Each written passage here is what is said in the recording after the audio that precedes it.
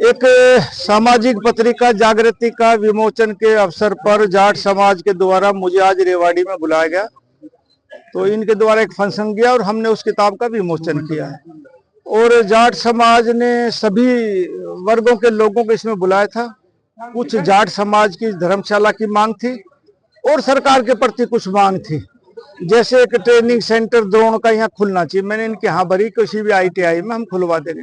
छोटी छोटी और मांगे थी, जैसे इनके यहाँ जाट धर्मशाला में कोई सोलर लगाना हो या कोई लाइब्रेरी बनानी या कोई और काम हो, तो उनकी मैंने हाँ भरी है कि मैं इसमें आपकी आर्थिक मदद करूंगा। एक IMT की बात लगातार चल रही है। हाँ जी, IMT हमने 10 बनानी थी। मुख्यमंत्री ने और भाजपा के घोषणा पत्र में 2024 में था। मुख्यमंत्री ने 10 इसकी IMT की घोषणा करी, उसमें 6 हमने डिक्लेयर कर दिए, 4 समय अनुसार और कर देंगे। उसमें एक रेवाड़ी जिले की भी है। किस प्रोग्रेस पे पहुंची अभी तक रेवाड़ी वाली? नहीं, अभी तक तो हमने पोर्टल पे अपलोड मांगा लोगों से कि आप उस जमीन को अपने देना चाहते हो, अपनी कीमत भर के दो। तो जब अपनी अपनी कीमत डाल देंगे, उसके बाद उनको देखेंगे कि क्या हालात है, कितने लोग देने को तैयार है, फिर नेगोशिएशन कर लेंगे और फिर जमीन ले लेंगे। मंत्री जी आपका भाषण सुन रहे थे, पूर्व की सरकारों पर जो भेदभाव का आरोप लगाया, वर्तमान मैंने नहीं लगाया। ये प्रजातंत्र में जो तरीका है किसी भी भेदभाव का देखने का कोई, तो वो जनमत का है। और पूर्व की सरकारों ने जो काम किए उसका ही नतीजा है कि हम लगातार 3 बार भाजपा की सरकार इस प्रदेश में बन रही है। तो उनने पक्षपात किया, इसीलिए लोगों ने भाजपा को पसंद किया। और भारतीय जनता पार्टी ने सबका साथ सबका विकास की तर्ज पर काम किया। इसीलिए 36 बिरादरी के लोगों ने हरियाणा के तकरीबन इलाके से भाजपा के प्रत्याशी जीते और तीसरी बार सरकार बनी।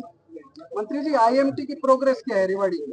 रेवाड़ी की प्रोग्रेस एक की नहीं बता सकता। हमने 6 जगह एप्लीकेशन मांगी है पोर्टल पे, और मैं देख के बता सकता हूँ कितनी हुई। अभी मेरे संज्ञान में नहीं है, लेकिन जैसे जैसे लोगों की एप्लीकेशन आएंगे उसके बाद उनसे बातचीत करेंगे। आपके गुरुग्राम नगर निगम का डिप्टी सीनियर मेयर और डिप्टी मेयर का चुनाव अटका हुआ है। हाँ, नहीं, कई जगह रुक रहे होंगे, हो सकता है हमारा हो गया, लेकिन अभी जल्दी हो जाएगा। ये कई बार राजनीतिक दिक्कत भी आ जाती है, मुझे कहने में संकोच नहीं, लेकिन हो जाएगा। पार्टी तय कर रही, जल्दी हो जाएगा। सुन रहे हैं आपका राव इंद्रजीत का? बिल्कुल गलत बात है ये।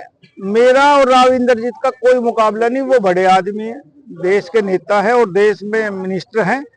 पार्टी फैसला करती है कि किसको बनाना है। भारतीय जनता पार्टी में ना राव इंद्रजीत कुछ है, ना राव नरवीर कुछ है।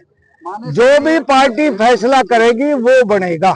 मानेसर मेयर के हस्बैंड के खिलाफ एक बार फिर FIR हुई है। आप मुखर थे चुनाव से पहले, अब क्या स्थिति है? अब पीछे मैं चंडीगढ़ था, तो वहाँ कोई DTP डिपार्टमेंट के लोग कुछ मकानों में या उसमें बताया गया वेयर हाउस में तोड़ फोड़ करने के लिए उन्होंने वहाँ लोगों को, सरकारी मुलाजिमों को पीटा है।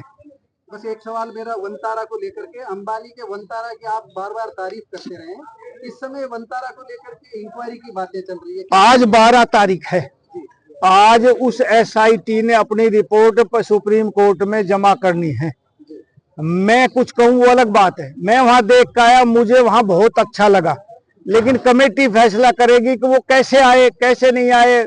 उन पर कोई वैसा केस तो नहीं है कि वो पशु कहाँ से लेकर आए। लेकिन मैं ये कह सकता हूँ कि मैं अकेला नहीं, मैं और माननीय मनोहर लाल जी और मुख्यमंत्री नायब सैनी तीनों गए थे, हमने वहां व्यवस्था में कोई कमी नहीं पाई। तो प्रथम प्रोजेक्ट, जो प्रथम चरण का आपका प्रोजेक्ट है जंगल सफारी का, कब तक देखने को मिल सकता है?